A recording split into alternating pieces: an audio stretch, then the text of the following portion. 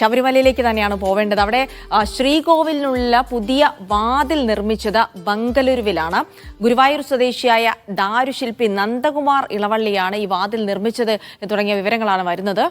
ഉണ്ണികൃഷ്ണൻ പോറ്റിയുടെ നിർദ്ദേശപ്രകാരമാണ് വാതിൽ നിർമ്മിച്ചതെന്ന് നന്ദകുമാർ പറയുന്നു. വാതിൽ തയ്യാറാക്കിയത് ബംഗളൂരു ശ്രീരാംപുര അയ്യപ്പ ക്ഷേത്രത്തിലും ചെമ്പ് പൊതിഞ്ഞത് ഹൈദരാബാദിലും സ്വർണം പൂശിയത് ചെന്നൈയിലും വെച്ച്.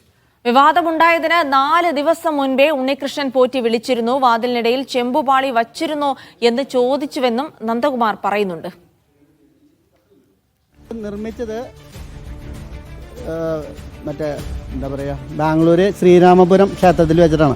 അവിടെ വെച്ച് നിർമ്മിക്കണമെന്ന് ഉണ്ണികൃഷ്ണൻ പോറ്റി പറഞ്ഞിട്ടാണ് അവിടെ വെച്ച് പണി ചെയ്തത്. മരത്തിൻ്റെ പണികൾ ഞങ്ങൾ മരത്തിൻ്റെ പണി ചെയ്തതിന് ശേഷം അവർ ഹൈദരാബാദിലേക്ക് കൊണ്ടുപോയി. അതിൻ്റെ മുകളിൽ എംബോസ് ചെയ്തിട്ടുള്ള വർക്കൊക്കെ ചെമ്പിൻ്റെ മുകളിൽ ചെയ്ത് ഹൈദരാബാദിലാണെന്നാണ് അന്ന് പറഞ്ഞത്. ദ്വാരപാലക ശില്പത്തിൻ്റെ ഒരു 4 ദിവസം മുമ്പ് പത്രത്തിൽ വന്നതിന് ശേഷം പറയണം കേട്ടോ.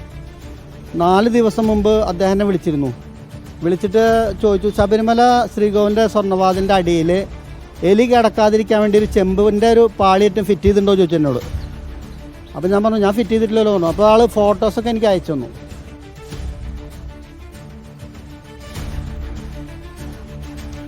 നട്രാജ് പരസ്പരം വിശദാംശങ്ങൾ നൽകാൻ തൃശ്ശൂരിൽ നിന്ന്. നട്രാജ്, ഉണ്ണികൃഷ്ണൻ പോറ്റി നടത്തിയ വിവാദ ഇടപാടുകളിൽ നിയമം ലംഘിച്ചുകൊണ്ടുള്ള നടപടിക്രമങ്ങളിലേക്ക് വെളിച്ചം വീശുന്ന എന്തെല്ലാം കാര്യങ്ങൾ ഇദ്ദേഹം പറയുന്നുണ്ട്?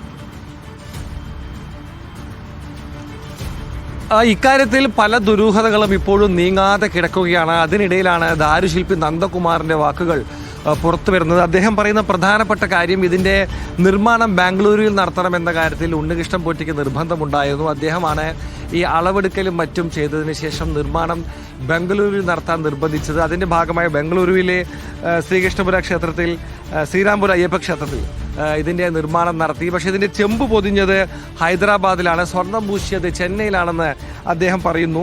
നേരത്തെ ഉണ്ടായിരുന്ന വാതിലിലെ സ്വർണം പൂശിയ ലോക്കുകൾ തന്നെയാണ് പുതിയ വാതിലും ഉപയോഗിച്ചത് എന്നും അദ്ദേഹം പറയുന്നു.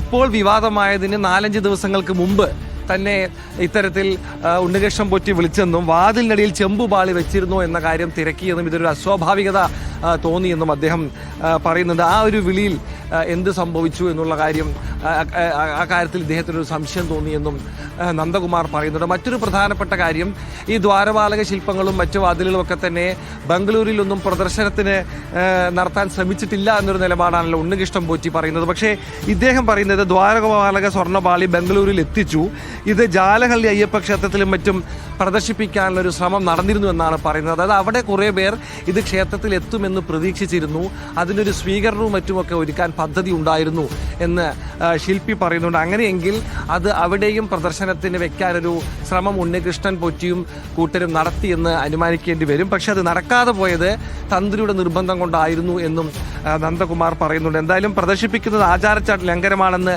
തന്ത്രി പറഞ്ഞതായി അറിയുന്നു എന്ന് നന്ദകുമാർ പറയുന്നതാണ് നമ്മൾ കേട്ടത്. എന്തായാലും ഉണ്ണികൃഷ്ണൻ പോറ്റി സ്വർണം പൂശിച്ച ദ്വാരപാലക ശില്പത്തിന് മങ്ങലുണ്ടായിരുന്നുവെന്നും അത് താൻ അക്കാലത്ത് തന്നെ പറയേണ്ടവരോടൊക്കെ പറഞ്ഞതാണെന്നും ഇദ്ദേഹം പറഞ്ഞു വെക്കുന്നുണ്ട്. ഇദ്ദേഹം ഈ പറയുന്ന കാര്യങ്ങളിൽ നിന്നൊക്കെ തന്നെ ദുരൂഹമായ പല കാര്യങ്ങളും വാതിൽ നിർമ്മാണത്തിലും ദ്വാരപാലക ശില്പത്തിൻ്റെ കാര്യത്തിൽ നടന്നിട്ടുണ്ട് എന്ന കാര്യത്തിൽ കൂടുതൽ വിവരങ്ങൾ പുറത്തു വരികയാണ്. ഇതിൻ്റെ സത്യം എന്താണെന്ന് അന്വേഷിക്കേണ്ടത് ബന്ധപ്പെട്ട അധികൃതരാണ്. എന്താണ് സംഭവിച്ചതെന്ന കാര്യങ്ങൾ പുറത്തു വരേണ്ടത്. എന്തായാലും ആ കാലഘട്ടമൊക്കെ തന്നെ നമുക്കറിയാവുന്ന പോലെ ശബരിമല വിവാദമൊക്കെ തന്നെ കത്തി നിന്ന കാലഘട്ടമാണ്.